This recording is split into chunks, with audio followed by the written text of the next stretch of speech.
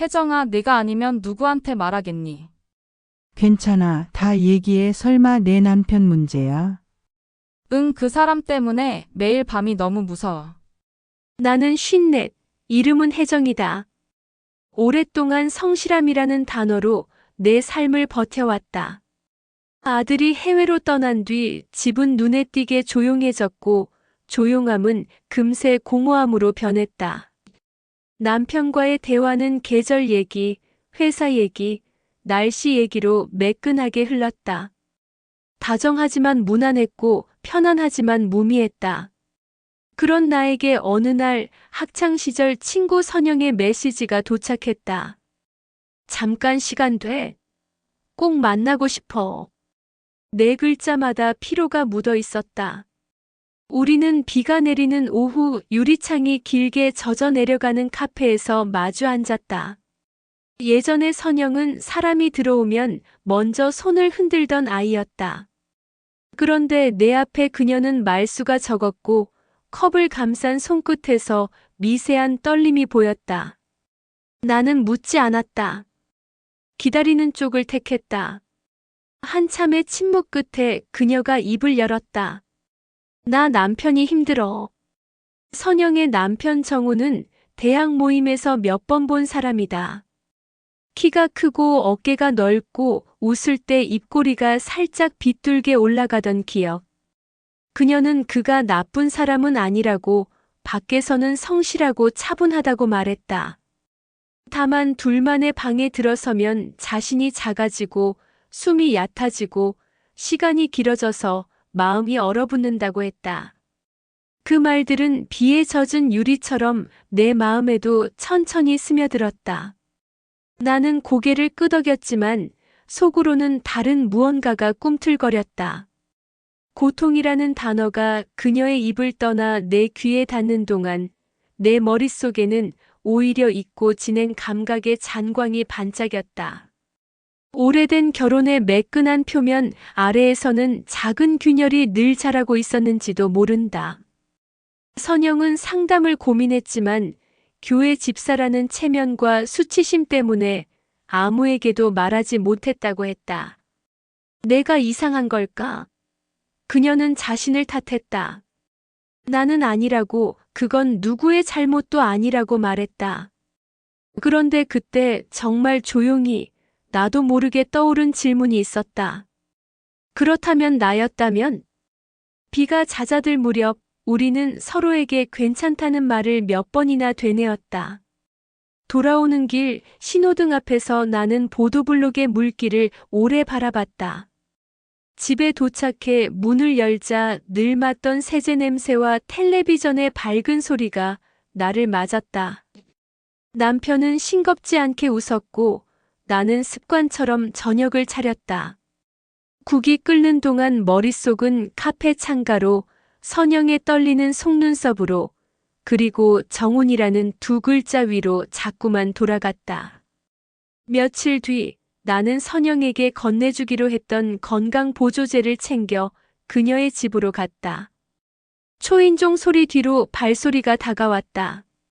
문이 열렸고 거기 정훈이 서 있었다.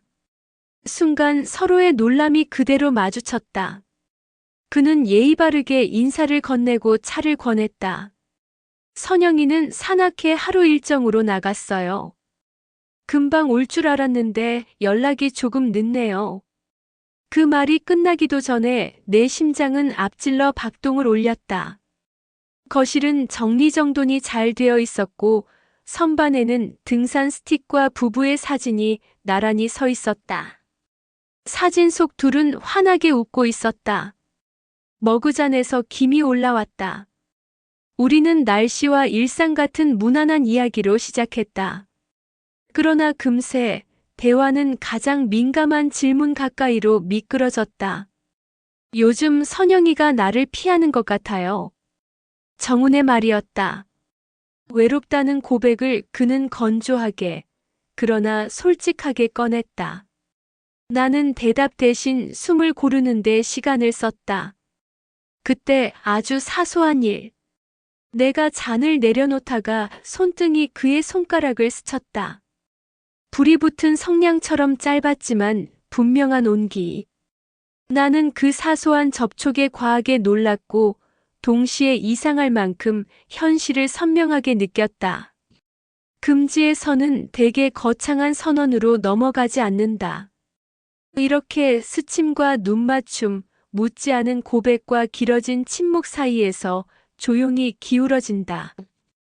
그날 나는 선영이 돌아오기 전에 집으로 나왔다. 현관문을 닫고 나서 엘리베이터 버튼을 누르는 손이 한 번 떨렸다. 집에 도착해 샤워를 하며 오늘을 지우려 했지만 물줄기는 따뜻했고 기억은 더 또렷해졌다. 나는 알았다. 그 작은 스침이 이미 내 일상의 균형을 바꾸었다는 것을. 다음 날 아침 창틀에 남은 물방울이 마르기도 전에 나는 거실 시계를 오래 보았다. 숫자가 넘어갈 때마다 마음이 가볍게 진동했다. 어제의 스침을 착각이라 이름 붙이면 모든 것이 제자리로 돌아갈지도 모른다. 하지만 착각이라 하기엔 나는 너무 선명하게 느꼈다. 선영의 떨림, 정훈의 건조한 고백, 그리고 내 손등에 머무른 그 짧은 온기. 마음은 종일 표정을 바꿨다. 남편은 주방에서 커피를 내리며 출근 준비를 했다. 우리는 익숙한 말들을 주고받았다. 오늘 늦을 것 같아. 저녁엔 뭐 먹지? 언어는 부드러웠고 우리는 다정했으나 내 귀에는 모든 문장이 공기 중에서 금방 식어버리는 소리처럼 들렸다. 내가 달라진 것일까 아니면 달라졌다는 사실을 이제서야 인정한 것일까? 정리하지 못한 마음을 억눌러 보려 할수록 생각은 은밀하게 가지를 쳤다. 선영에게 나는 어떤 친구인가? 이 질문을 떠올릴 때마다 나는 숨을 크게 들이마셨다. 그리고 그 질문은 빠르게 또 다른 질문의 문을 열었다. 나에게 나는 누구인가? 오랜 시간 가족의 중심에서 모서리를 둥글게 깎으며 파도를 흡수하는 방파제처럼 살아왔다. 누군가가 내게 감사했고 나도 그것이 옳다고 믿었다. 그런데 지금 나는 내 삶이 얼마나 조용한지, 그 조용함이 때로 얼마나 황량한지를 보고 있었다. 그날 오후 선영에게서 메시지가 왔다. 어제 고마웠어. 요즘 내가 좀 이상해서 미안. 나는 답장을 쓰다가 지웠다. 괜찮아라는 말이 비어 보였기 때문이다. 오래 고민하다가 결국 너는 이상한 게 아니야. 몸이 보내는 신호를 외면하지 말라고 보냈다. 전송 버튼을 누르고 나서야 손끝이 미세하게 진정되었다. 밤 불을 끄고 누웠다. 남편의 숨은 고르고 규칙적이었다. 어둠 속에서 천장 모서리가 서서히 익숙해졌다. 그때 전화가 짧게 진동했다. 낯선 시간이었고 나는 망설였다. 화면에는 정훈이라는 이름이 뜨지 않았다. 그의 이름이 내 연락처에 있을 리 없었으니까. 대신 숫자들이 나란히 적혀 있었다. 혹시라는 생각이 지나갔다. 손가락은 주저했고 결국 나는 읽지 않은 채로 화면을 엎어두었다. 잠은 오래 걸려 찾아왔다. 아침이 오기 전 나는 알람보다 먼저 눈을 떴다. 그리고 어젯밤의 주저함이 오늘의 오지른으로 바뀌리라는 사실을 어렴풋이 알았다. 사람의 마음은 스스로에게 설득당하기 쉬웠다. 누군가의 남편이라는 금지보다 누군가의 외로움이라는 변명이 더 빨리 내게 자리를 내주었다. 내가 먼저 문자했다. 어제 전화하셨어요? 5글자 뒤에 붙은 정중한 조사와 높임이 나를 보호하는 얇은 벽처럼 느껴졌다. 곧 답이 왔다. 죄송합니다. 잠이 오지 않아 괜히 누른 것 같아요. 나는 화면을 오래 바라보다가 또박또박 몇 줄을 보냈다. 저도 잠이 오지 않았어요. 선영이 얘기 때문에 마음이 복잡했거든요. 우리는 조심스럽게 단어들을 건넸다. 단정했고 예의를 지켰다. 그러나 그 예의의 온도는 점점 높아졌다. 당신은 나쁜 사람이 아니에요. 내가 보낸 마지막 문장은 어쩌면 나 자신을 향한 말이었다. 그 주의 목요일, 나는 이동 중 잠깐 시간이 비는 오후 2시를 택했다. 근처에 새로 생긴 카페가 있는데 그 앞 벤치에 앉아 있겠어요.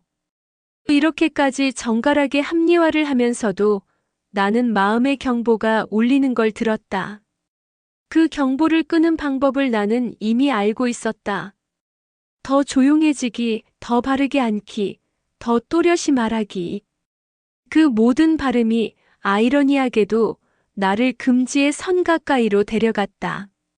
그는 약속 시간보다 조금 먼저 도착했다. 멀리서도 알아볼 수 있는 체격, 그러나 걸음은 조심스러웠다. 우리는 앉아 있었고 서로의 그림자가 길게 겹쳤다. 선영이는 많이 힘들어 보입니다. 그가 먼저 말했다. 나는 고개를 끄덕였다. 그리고 조용히 되물었다. 당신은요? 그는 잠시 침묵하다 답했다. 외롭습니다. 그 한 문장이 바람처럼 날아와 내 가슴을 울렸다. 외로움은 늘 설명 없이 통했다. 우리는 1시간 남짓 빙글빙글 주변부를 돌았다. 누가 먼저 중심으로 들어갔는지 나는 정확히 기억하지 못한다. 다만 기억나는 것은 눈을 마주친 시간이 조금씩 길어졌고 우리 사이의 음성이 조금씩 낮아졌다는 사실이다. 벤치에서 일어날 때 그는 내 손에 작은 종이봉투를 쥐어주었다.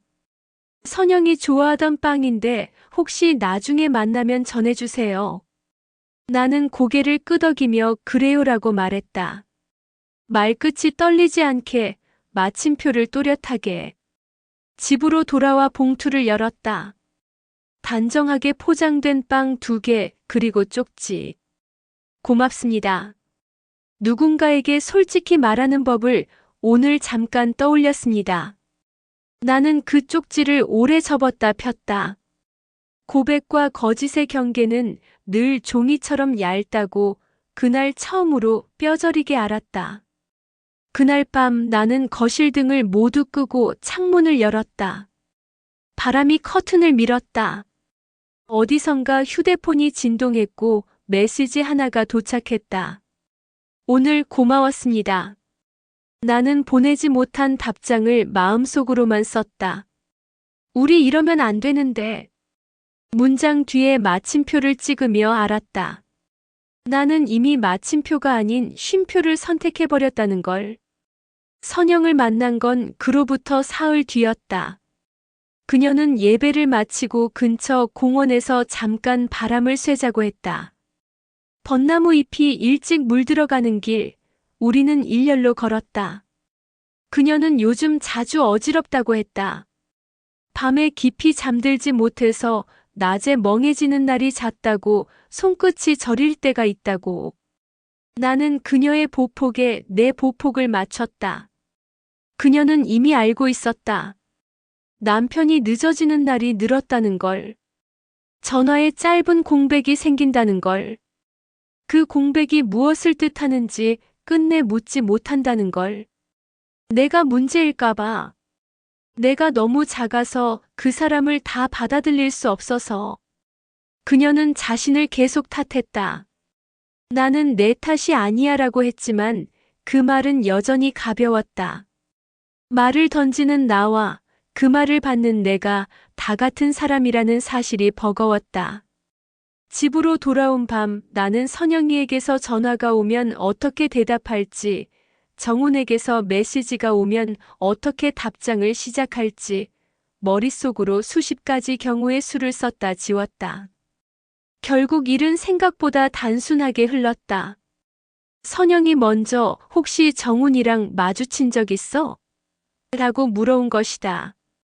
나는 거짓말을 할 수 없었고 그렇다고 진실을 털어놓을 수도 없었다. 진실은 때로 사람을 구하지만 어떤 진실은 관계를 짓밟는다. 나는 애써 무덤덤한 목소리로 말했다. 지난번에 너희 집에 보조제 전해주러 갔다가 잠깐. 그녀는 고개를 끄덕이며 그랬구나라고만 했다. 마음속에 바람이 순간 멎는 듯 했다. 전화기를 내려놓자마자 다른 메시지가 도착했다. 잠깐 볼 수 있을까요? 보낸 사람은 말할 것도 없었다. 나는 거울 앞에서 오래 섰다. 내 얼굴에서 변한 것이 무엇인지 찾으려는 사람처럼. 눈가는 살짝 더 내려앉았고 입술의 붉음은 희미했다. 그러나 색보다 더 분명한 것이 있었다. 내가 나를 피하고 있다는 사실. 우리는 번화가에서 조금 벗어난 작은 도서관 앞에서 마주 섰다. 일요일 오후 사람들의 걸음은 느렸고 햇빛은 기울었다. 정우는 말없이 작은 생수병을 내밀었다. 사소한 배려는 큰 소리로 울렸다. 서로의 안부를 아주 천천히 확인했다. 그리고 우리는 결국 선영에 대해 이야기했다. 우리의 문장은 조심스러웠고 타인을 향했다. 하지만 문장 사이의 침묵은 자꾸 우리를 향해 구부러졌다. 내가 많이 틀렸던 것 같아요. 그가 말했다. 내가 괜찮은 사람이라는 확신, 내가 배려하는 남편이라는 자부심, 그게 오히려 아내를 더 외롭게 했을지 몰라요. 나는 고개를 끄덕였다. 실수는 언제나 의도의 반대편에서만 발생하지 않는다. 종종 의도 한가운데서 자란다. 우리는 헤어지기 전 같은 방향을 바라보며 잠시 서 있었다. 그림자가 길게 늘어졌다. 그때 그가 아주 작게, 그러나 분명히 말했다. 당신도 외로운가요? 그 질문은 마치 오랫동안 장롱 속에 숨겨둔 편지를 꺼내는 듯 했다. 나는 대답하지 않았다. 대신 눈을 감았다 뜨는 사이 한 계절이 지나간 것처럼 느껴졌다. 그날 밤 나는 마지막으로 선을 확인해 보려 했다. 휴대폰의 대화창을 천천히 위로 올리며 어디까지가 걱정이고 어디부터가 욕망인지 분류해 보려 했다. 그러나 분류는 금세 무너졌다. 사람의 마음은 박스에 담겨 보관되지 않는다. 하나가 다른 하나로 스며들고 경계가 흐려진다. 그래서 비밀이 탄생한다. 비밀은 언제나 흐린 경계에서 시작된다. 새벽녘 불현듯 숨이 막혔다. 방문을 열고 거실 창문을 넓게 열었다. 찬 공기가 목 안으로 곱게 들어왔다. 나는 스스로에게 마지막으로 물었다. 정말로 이 선을 넘을 거니? 그 대답은 없었다. 하지만 쓸쓸하게도 침묵이 곧 대답이라는 걸 나는 알고 있었다. 다음 날 약속을 잡았다. 더 이상 우연이나 오해로는 불릴 수 없는 약속이었다. 택시에서 내릴 때 손에 땀이 났다. 초인종을 누르지 않아도 문은 곧 열릴 것을 알고 있었다. 문이 열렸고 그의 얼굴이 나타났다. 말수는 더 줄었고 눈빛은 더 선명해졌다. 우리는 구두를 반듯하게 놓고 실내와의 끝을 가지런히 맞추었다. 모든 것이 예의 바르게 배치되었다. 그리고 그 예의의 가장자리가 아주 조금씩 무너지기 시작했다. 나는 그날 모든 감각을 또렷하게 기억한다. 현관 앞 열쇠 소리가 닫히자마자 공기는 달라졌다. 거실 시계가 똑딱이며 흘러가던 분침, 향초의 은은한 냄새, 잔을 내려놓을 때 나는 작은 소리까지 마치 나를 이 장면에 가두려는 듯 선명했다. 정우는 내 앞에 앉아 조심스러운 미소를 지었지만 그 눈빛 안에는 분명한 결심이 숨어 있었다. 우리는 와인을 따르고 잔을 맞댔다. 투명한 유리 속 붉은 액체가 흔들릴 때마다 내 마음도 같이 흔들렸다.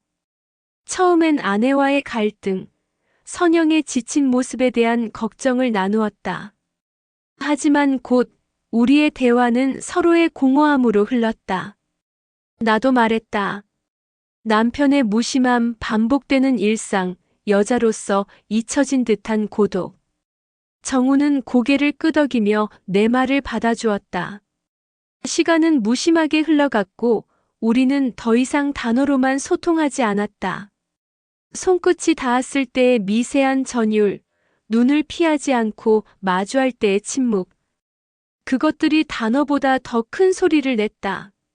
나는 두려움과 기대, 죄책감과 갈망 사이에서 몸이 흔들렸다. 그리고 마침내 우리는 선을 넘었다. 긴장으로 굳어있던 내 몸은 낯선 온도에 놀랐지만 곧 그 안에서 잊고 있던 나를 발견했다. 친구의 고통으로 들었던 그 무게는 내겐 전혀 다른 의미로 다가왔다. 나는 혼란 속에서도 묘한 해방을 느꼈다. 잊고 지냈던 숨결, 억눌러왔던 열망이 터져나왔다. 밤이 깊어갈수록 죄책감이 목을 조여왔다. 하지만 동시에 이상하게도 내 몸과 마음은 가벼워졌다. 오랫동안 입고 살아온 무채색 옷을 벗어버린 듯한 기분이었다. 그 순간 나는 분명 알았다. 다시는 예전으로 돌아갈 수 없을 거라는 걸. 새벽녘 정우는 조용히 떠났다. 문이 닫히자 거실은 다시 평범한 집의 모습으로 돌아왔다. 하지만 내 안은 이미 다른 세상이 되어 있었다. 남편이 돌아오기 전 나는 허겁지겁 흔적을 지웠다. 컵을 씻고 향초를 껐다. 그러나 아무리 지워도 지울 수 없는 게 있었다. 내 안에 남아버린 뜨거운 기억이었다. 그날 밤 침대에 누운 남편의 옆모습은 너무도 평온했다. 나는 눈을 감고 숨을 골랐지만 머릿속에서는 계속 낮의 장면이 떠올랐다. 그 순간마다 심장이 다시 뛰었다. 나는 스스로에게 물었다. 정말 끝낼 수 있을까? 그 질문은 오래 맴돌았지만 답은 나오지 않았다. 단지 나는 알았다. 오늘의 기억이 내일을 바꿀 것이란 사실을. 나는 다음 날 하루 종일 창문 너머 하늘만 바라보았다. 햇빛은 맑았지만 내 안은 여전히 어둡고 불안정했다. 손끝에 남은 체온은 쉽게 사라지지 않았다. 동시에 마음 깊은 곳에서 이상한 충만감이 올라왔다. 죄책감과 충족감, 상반된 감정이 한 몸처럼 내 안에서 엉켜 있었다. 정훈에게서 메시지가 왔다. 괜찮으세요? 단 4글자였지만 내 심장을 흔들기엔 충분했다. 나는 답장을 쓸지 말지 망설였다. 그러나 결국 짧게 보냈다. 네. 괜찮아요. 그 순간 내 손끝은 안도와 떨림을 동시에 느꼈다. 며칠이 지나고 우리는 또다시 만났다. 이번에는 더 이상 우연도 핑계도 없었다. 서로가 서로에게 기대고 있다는 걸 인정한 만남이었다. 나는 스스로를 속이지 않았다. 그날 나는 화장을 조금 더 공들여 했다. 오랫동안 잊고 지냈던 여자로서의 나를 꺼내기 위해. 정훈도 변해 있었다. 그의 눈빛은 더 이상 조심스럽지 않았다. 오히려 확신에 차 있었다. 우리는 와인잔을 부딪히지도 않았다. 말수가 줄어들수록 서로의 침묵을 채우는 방식은 더 선명해졌다. 손길은 이전보다 자연스러웠고 숨소리는 더 깊어졌다. 그날 밤 나는 완전히 무너졌다. 한 번의 충동이라며 스스로를 위로했던 변명은 더 이상 통하지 않았다. 이 관계는 이미 길을 만들고 있었다. 위험하고 불안하며 언제든 들킬 수 있는 길. 하지만 나는 그 길 위에 서 있었다. 집으로 돌아온 새벽 나는 남편의 얼굴을 바라보았다. 그는 늘 그렇듯 편안한 숨결로 잠들어 있었다. 그 평온한 모습이 나를 더 잔인하게 찔렀다. 내가 지금 저 사람을 배신하고 있다는 사실이 가슴을 무겁게 눌렀다. 그러나 동시에 정훈과 함께 있을 때 느낀 살아있음은 결코 부정할 수 없었다. 그날 이후 우리의 연락은 더 잦아졌다. 메시지는 짧았지만 그 속에는 긴 여운이 담겨 있었다. 오늘은 보고 싶네요. 당신도요? 이런 문장들이 오가는 동안 나는 이미 깊이 빠져들고 있었다. 나는 알았다. 더 이상 되돌릴 수 없다는 것을. 하지만 이상하게도 후회하지 않았다. 오히려 이 불안정한 순간이 내게는 살아있다는 증거처럼 느껴졌다. 일요일 오후 비가 그친 다음에 도시 냄새가 창턱에 옅게 앉았다. 나는 거실을 몇 번이고 빙빙 돌았다. 걸음의 원이 겹칠수록 마음의 원도 겹쳐졌다. 사방을 다녀봐도 빠져나갈 문이 보이지 않는 미로 같았다. 휴대폰이 짧게 떨렸다. 화면에는 낯선 알림이 떠 있었다. 선영이었다. 혹시 오늘 저녁 시간 돼? 문장을 읽는 동안 심장이 2번, 3번 심하게 내려앉았다. 답을 보내기 전까지 손끝의 온기가 사라졌다가 다시 천천히 돌아왔다. 응. 어디로 갈까? 우리는 동네에서 조금 떨어진 보건소 심리상담실 앞에서 만나기로 했다. 기다리는 동안 유리문에 비친 내 얼굴은 생각보다 낯설었다. 늘 정직한 재료로 만든 표정, 늘 선량한 대답으로 매운 눈빛. 그러나 거기에는 오래 참고 눌러온 사람의 피로가 짙게 스며 있었다. 선영이 왔다. 어깨선이 더 가늘어져 있었다. 우리는 나란히 앉아 접수대를 바라보았다. 그녀는 조심스럽게 말을 시작했다. 요즘 잠결에 숨이 턱 막히는 느낌이 들어. 나는 고개를 끄덕였다. 내가 이상한 게 아니야. 몸이 계속 신호를 보낸 거야. 말하는 내내 내 혀는 더듬거리듯 무거웠다. 내가 위로하려는 대상은 선영이었지만 실은 내 안 깊숙이 움푹 파인 구멍을 메워보려는 말 같았다. 상담 예약을 마치고 나오는 길, 선영은 한참을 걷다가 돌연 멈췄다. 혜정아, 혹시 정훈이 요즘 누구 만나는 것 같지 않아? 나는 서늘한 바람을 한 모금 삼키고 나서야 겨우 대답했다. 나는 몰라. 틀린 말은 아니었다. 나는 아는 사람 중 하나였다. 밤이 오기 전 정훈에게서 메시지가 왔다. 괜찮아요? 나는 답하지 않았다. 며칠을 그렇게 흘려보냈다. 대화창의 공백이 길어질수록 죄책감이 더 또렷해졌다. 그러던 어느 날 선영이 갑자기 내 집 앞으로 찾아왔다. 문을 열자마자 그녀는 엉겁결에 웃음을 지어 보였다. 괜히 무서워서. 혼자 있기가. 나는 차를 데우며 내 심장도 같이 데우려 했다. 한참을 말없이 앉아 있다가 선영이 허공을 바라보며 속삭였다. 어제는 그 사람 발소리만 들어도 몸이 딱 굳는 거 있지. 샤워기 물 떨어지는 소리도 무섭고. 내가 왜 이러는지 모르겠어. 나는 세상에서 가장 단단한 목소리를 꺼내려고 애썼다. 내 잘못이 아니야. 내가 견뎌온 시간이 너무 길었어. 그 말을 하면서 내 혀끝은 소름 돋을 만큼 차가웠다. 내가 선영의 고통을 말할 자격이 있는가? 이 질문은 늘 나를 저미듯 지나갔다. 밤늦게 선영이 돌아가고 집이 조용해졌을 때 전화가 울렸다. 정훈이었다. 나는 받지 않았다. 2번째 벨, 3번째 벨. 지독할 만큼 규칙적인 울림 뒤로 길고 얕은 침묵이 흘렀다.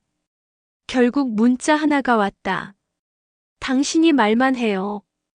오늘은 말만 들을게요. 나는 천천히 화면을 지웠다. 그리고 아무 말도 하지 않았다. 침묵은 때때로 잔혹한 답장이었다. 그 다음 주 사달이 났다. 선영이 교회 계단에서 갑자기 쓰러졌다는 연락이었다. 나는 허둥지둥 택시에 올라탔다. 차창 밖으로 가을빛이 미친 듯 휘청거렸다.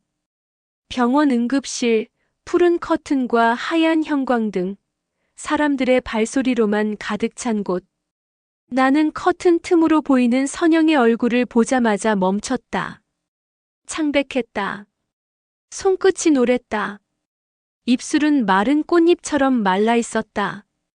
의료진은 탈수와 과호흡, 그리고 경미한 뇌진탕을 말했다.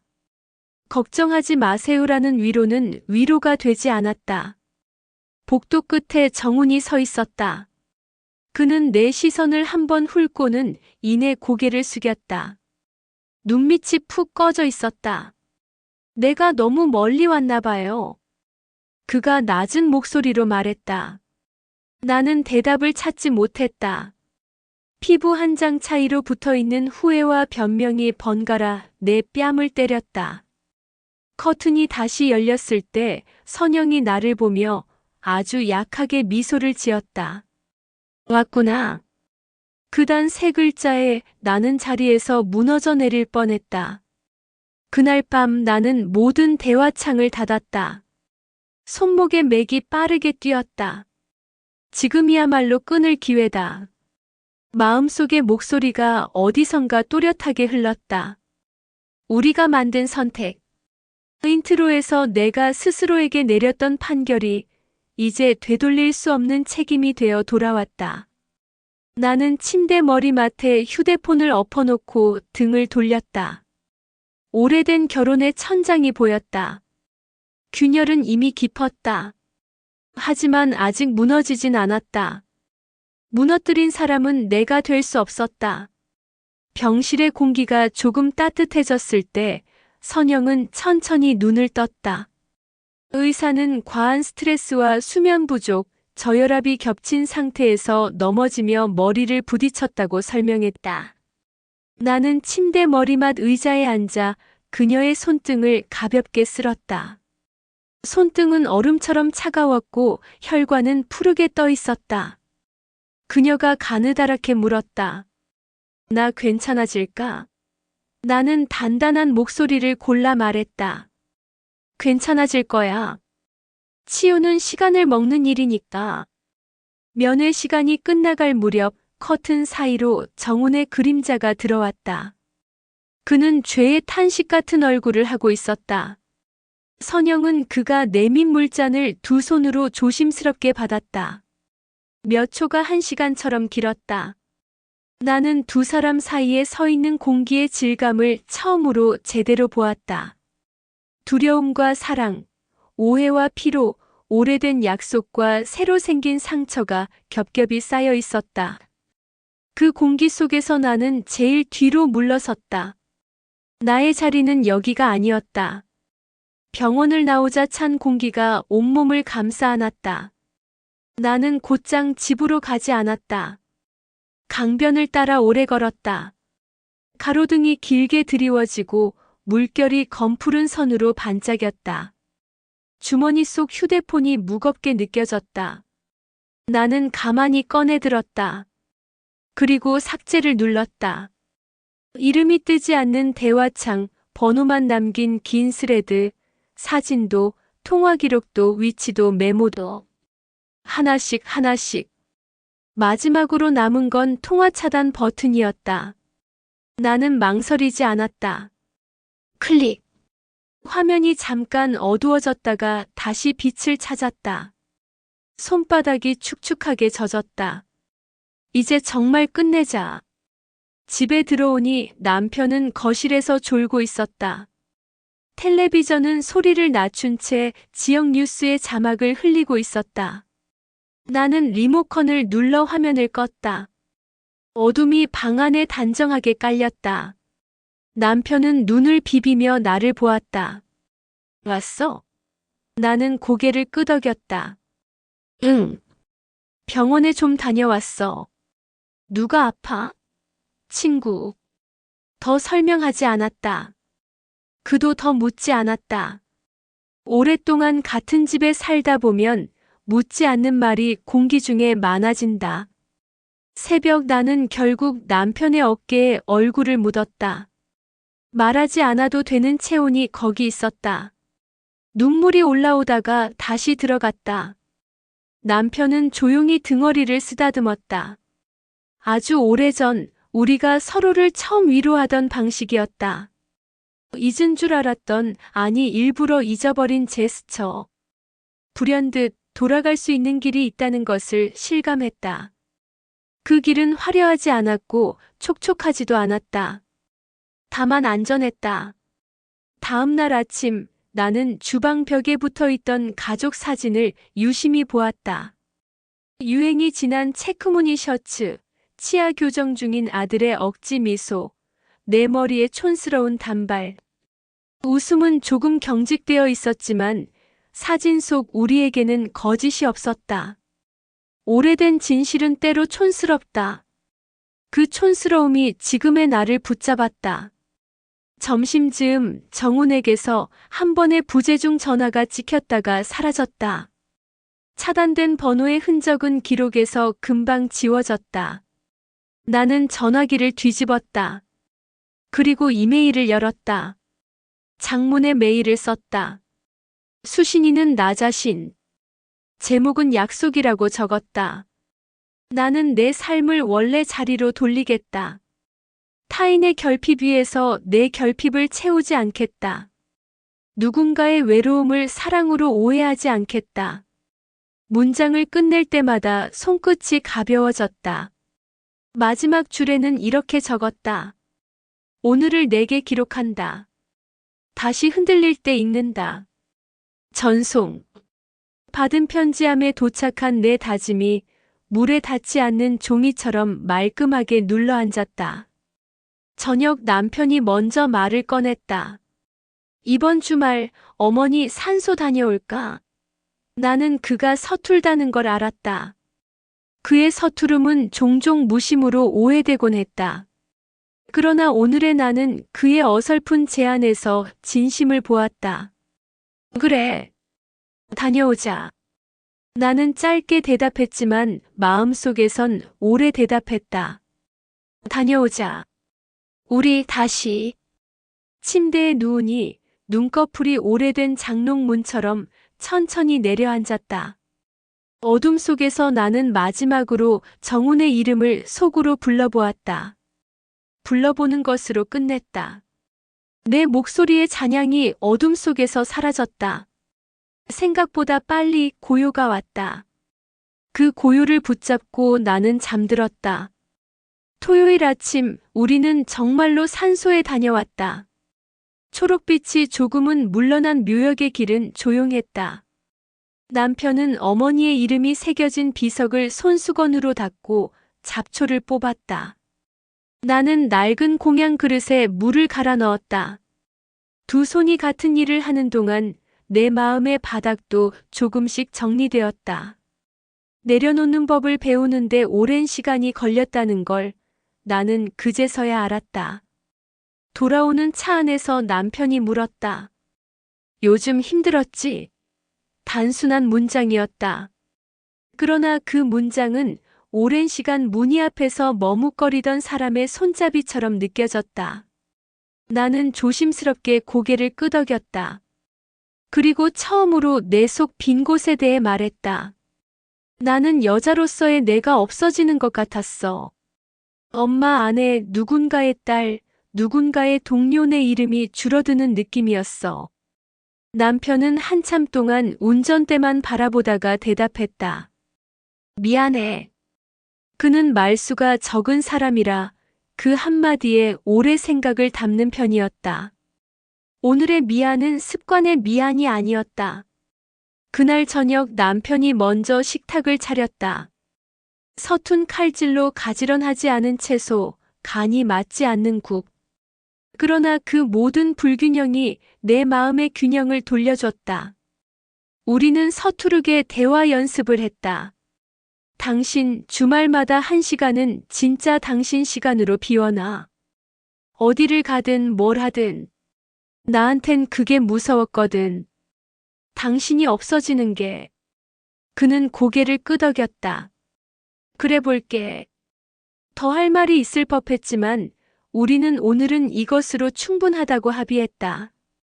급하게 달리면 다시 넘어질 수 있으니까. 밤늦게 선영에게서 메시지가 왔다. 내일 퇴원해. 나는 축하를 보냈다.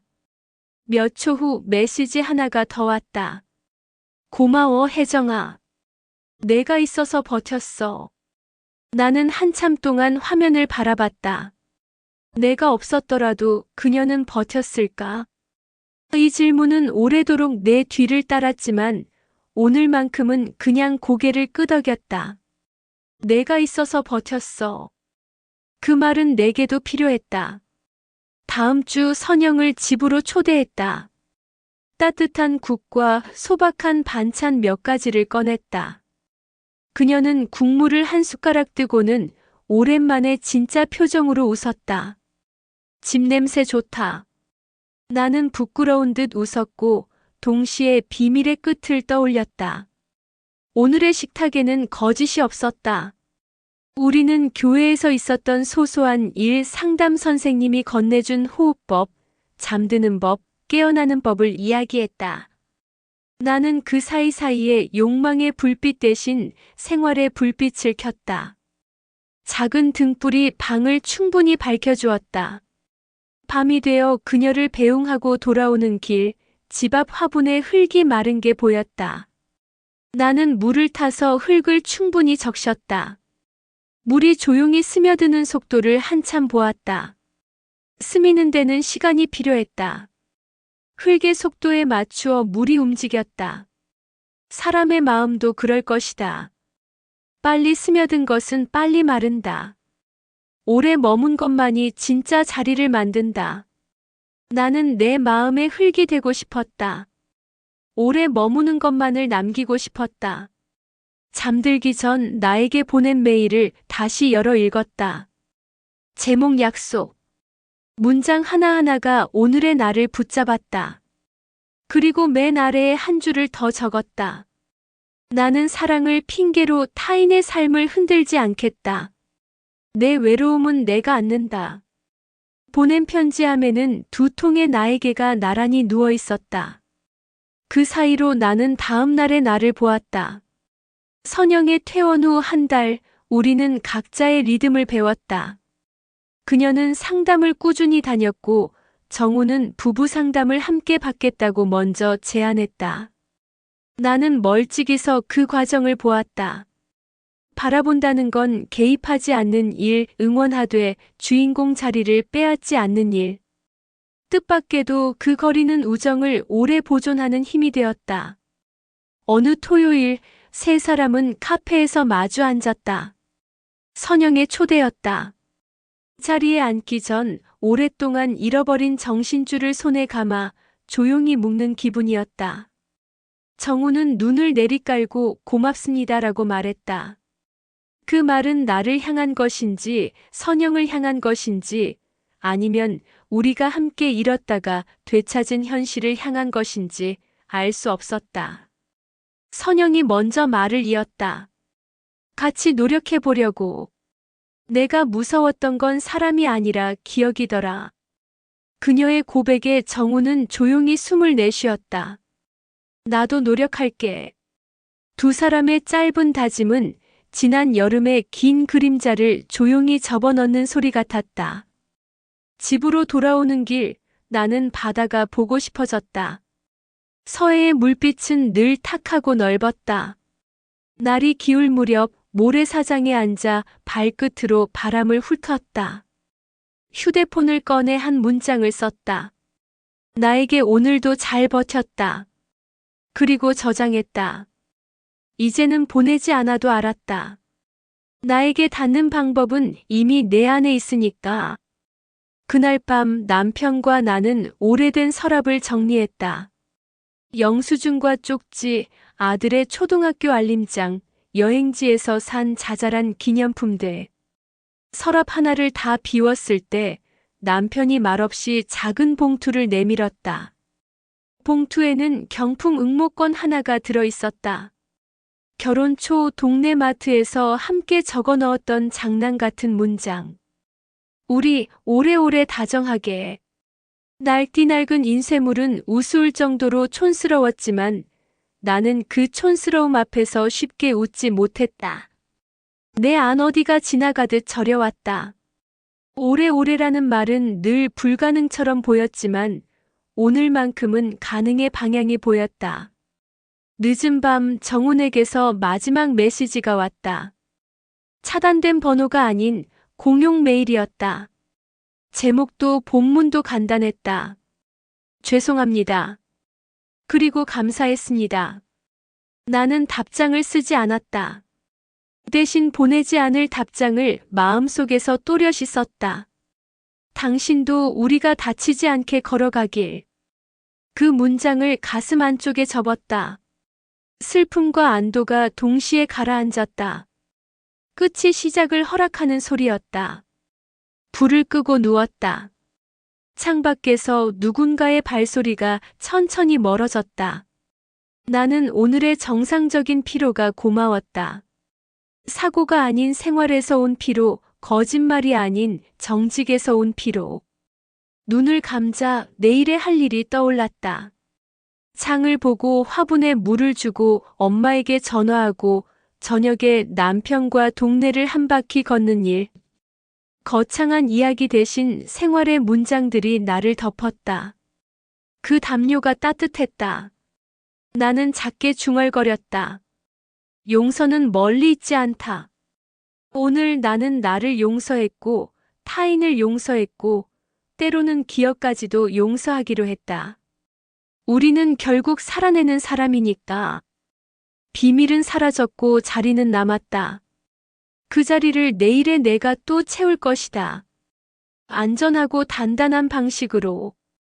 이 이야기는 사라진 감각을 찾으려 했던 한 사람의 고백에서 시작해 돌아갈 자리의 의미를 깨닫는 여정으로 끝났습니다. 혜정은 오래된 결혼의 표면 아래 숨어있던 균열을 금지된 방식으로 확인했고 그 결과 친구의 쓰러짐 앞에서 자신의 선택이 어떤 책임을 동반하는지 마주했습니다. 그는 결국 삭제와 차단이라는 단호한 행동으로 관계를 정리했고 남편과는 서툰 대화로 생활의 온도를 조금씩 올렸습니다. 선영과 정우는 상담과 대화라는 정직한 길을 선택했고 혜정은 거리를 지키며 우정의 자리를 다시 세웠습니다. 이 이야기가 말하는 건 단순한 배신과 속죄의 교본이 아닙니다. 외로움과 욕망을 구분하는 법, 그리고 사랑과 생활을 구분하지 않는 법 두 가지를 동시에 말합니다. 외로움은 누구에게나 있지만 그 외로움을 타인의 결핍으로 채우지 않겠다는 다짐이 우리를 지켜줍니다. 또 사랑은 거창한 서사보다 매일의 조촐한 생활로 오래 이어집니다. 물이 천천히 흙에 스며들듯 서툴지만 꾸준한 대화가 관계의 토양을 단단히 만듭니다. 시청자 여러분께 질문 드립니다. 여러분의 외로움은 지금 어디에서 오고 있나요? 그 외로움을 누군가의 허기 위에 올려놓지 않기 위해 오늘 여러분이 선택할 수 있는 가장 작은 생활의 변화는 무엇인가요? 그리고 돌아갈 자리를 지키기 위해 오늘 밤 누구에게 어떤 한 문장을 건네시겠습니까? 여러분의 이야기를 댓글로 들려주세요. 여러분의 문장이 또 다른 누군가의 안전한 밤이 될지 모릅니다. 시청해주셔서 감사합니다.